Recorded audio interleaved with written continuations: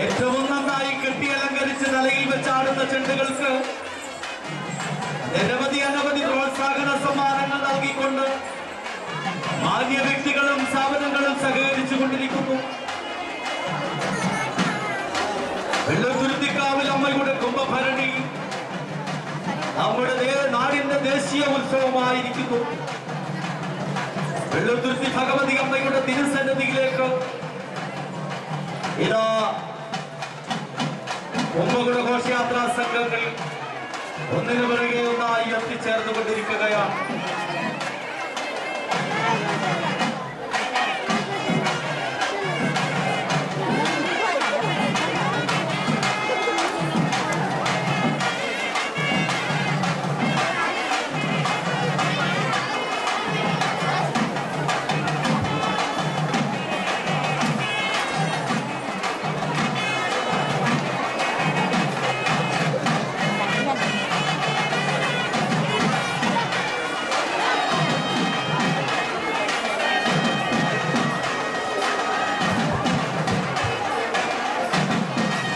വെള്ളത്തുരുത്തി ശ്രീ ഭഗവതി ക്ഷേത്രത്തിലെ ഈ വർഷത്തെ തിരുവുത്സവം ഏപ്രിൽ മാസം 12-ാം തീയതി മീനഭരണി ദിവസം കൊടിയേറി ഏപ്രിൽ മാസം 21-ാം തീയതി തിരുവാറാട്ടോടുകൂടി സമാപിക്കുന്നു.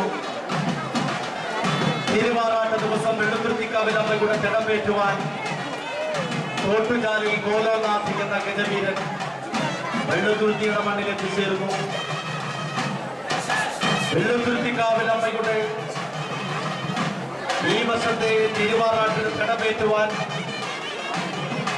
തോട്ടുചാലിൽ ഗോലോനാഥ് എന്ന ഗജവീരൻ എത്തുന്നു. അതിനൊപ്പം കൊട്ടാരക്കര